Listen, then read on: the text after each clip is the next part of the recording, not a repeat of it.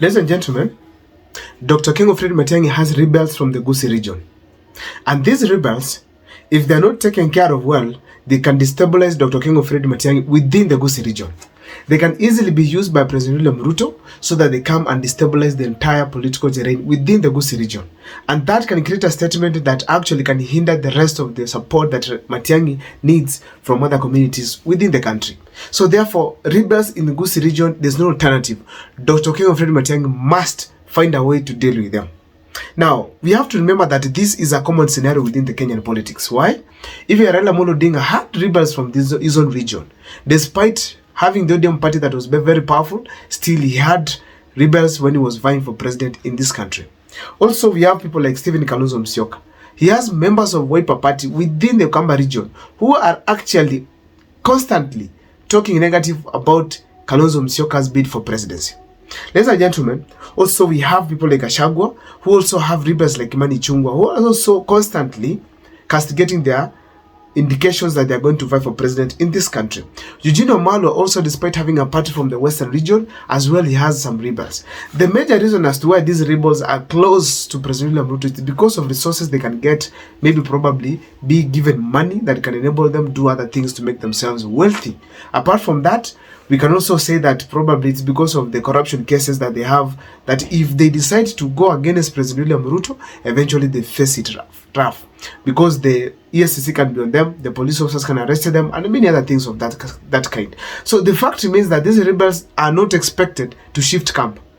Some of them are very close friends of President William Ruto.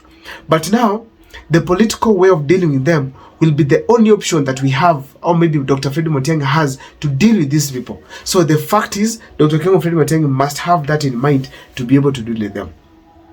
Now, we know very well that these rebels are both from Nyamira and Kisii County.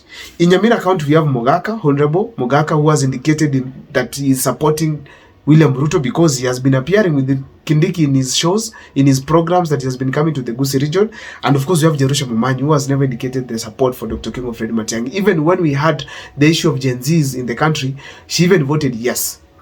Now, in Kisii County, we have Osoro, Honorable Zaire, Honorable Jafet Nyakundi, and of course Alpha Miruka. These are the leading people who are supporting William Ruto. But of course, there are some from the ODM party like now, Manduku, who recently came in, and of course we have someone like also the women rep of Kisii County, that is Donya Toto. And of course, ladies and gentlemen, we can't forget some other people who are renowned members of parliament and MCAs like Apoko, who've recently jumped ship and decided to support William Ruto by being allies of Osoro and of course Kithure Kindiki. Now, on this particular video, I want to take you through on the ways that Dr. King of Matiang'i can comfortably manage these rebels within the Gusi region. But ladies and gentlemen, before I take you through, can leave this the first time you're watching my videos at Mokwa Times, take a second or two to subscribe, like, and comment. Ladies and gentlemen, my number is always here. If you want to support the channel, I really appreciate. You can always come through. That's my M-Pesa number. When it comes to the issue to do with talking to me, texting me, please feel free. That's how I get to learn. And for those who've been reaching out to me and supporting the channel, I want to really thank you so much, because that is how I get to learn. Let me dive into the topic today. How is it that Matiang'i is going to manage these people? Now, we have to remember that recently, Kithure Kindiki professor came to Gusi region, to be specific, Nyaribari Chache, where he held a function in the name of empowerment program. And when he came over there, one thing that I was able to observe is that the crowd that was there was very chilling, was very calm. It was not so much excited to have Kithure Kindiki. You could tell it's not even the deputy president who was present. That was a disappointment to these people, more especially the rebels who accompanied who accompanied Professor Kithure Kindiki. So the crowd there was a bit calm. People were not so happy to see them, and it was very small. In that, you could think probably it was just a funeral of a few people who had attended there. You could not tell that it's a huge crowd of, it is a big function that money is being dispatched. So the fact is, they learned that the ground is not favorable for them at all. So there was a low turnout and of course poor reception.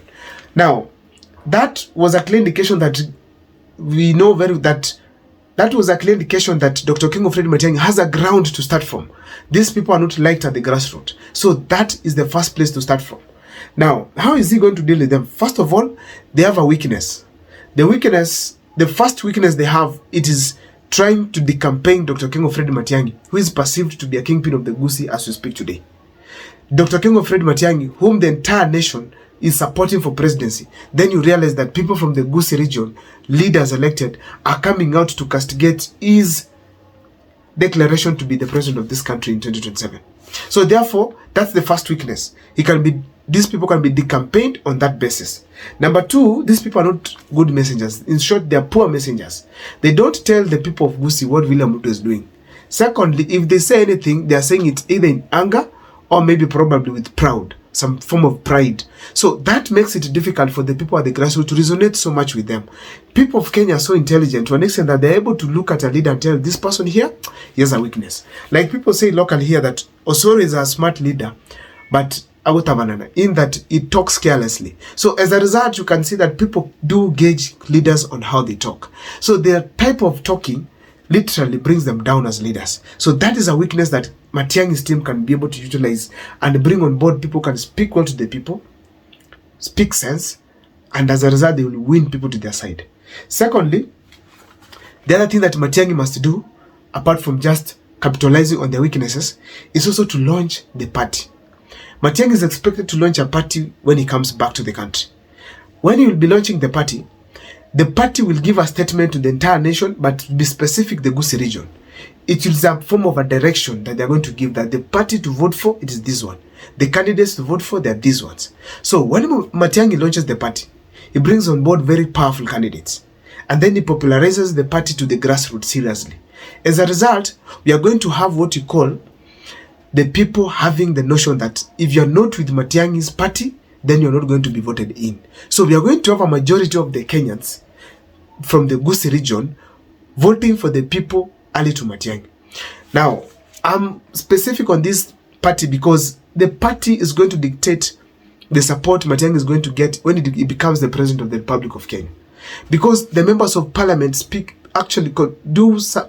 they play a significant role to ensure at least the government is running smoothly by ensuring that the right bills have been passed in parliament and that the president has some political strength that he can be able at least even to get allies on board who can be able to help him. So the fact means that members of parliament from the Gusi region, the 13 of them, must be in Matiang'i's side. So that's why the party will play a critical role. So the only thing Matiang'i needs to do is to have the right candidates, strong candidates, orators, and people who are at least able to serve the people once they have taken power. Now, then after that, Matiang'i himself to engage in the campaigns. If Matiang'i comes locally, he came once and he swept the entire streets of Gusi region. So if he comes back again, engages the people locally, the mood will shift step by step, slowly by slowly, and the people are going to align themselves to Matiang'i's team. So those rebels, Akinosoro, Zaire Janda, they'll definitely have to shift from William Ruto or probably go home in 2027.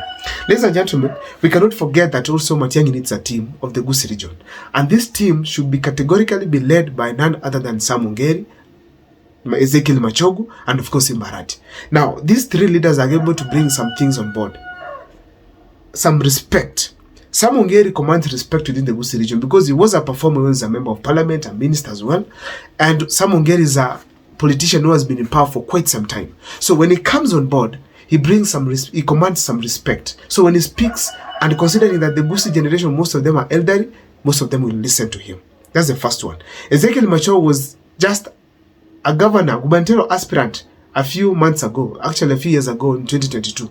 So he also has political support within the country. When it comes to Matiang'i's side, it's an indication that Matiang'i has more command within the local community. So the fact is, this guy also commands people, and as a result, when I heard him speak recently, he's able to also bring down these young men and women who are challenging Dr. King Fred Matiang'i from the Gusi region. Now, ladies and gentlemen, Simbarat is the governor of Kisii County. Being a governor, there's command that he literally has within the community. But apart from that, Simbarat is politically strong. And if he brings this political strength on the table, he'll be able to challenge all these other politicians and actually silence them completely. So the fact is that if Matiang'i has these three people on board, he'll be able to successfully manage the rebels. I can't finish this video by not quoting that the youths of this country play a significant role, not just nationally but also locally. Matiang'i must have a team of youths that are intelligent, able to bring down these other rebels because they can be able to speak the language that people can understand. And as a result, we will have a formidable team that will take Matiang'i forward, starting from the Gusi region. I don't know what's your take as far as that is concerned. I hope this video reaches outside there, and that Matiang'i gets to learn that these rebels must be dealt with. My name is Abel Mokwa. See you next time for more videos. Please keep following the videos that we do here, and don't forget to subscribe, because that's the best support you can give us. See you next time.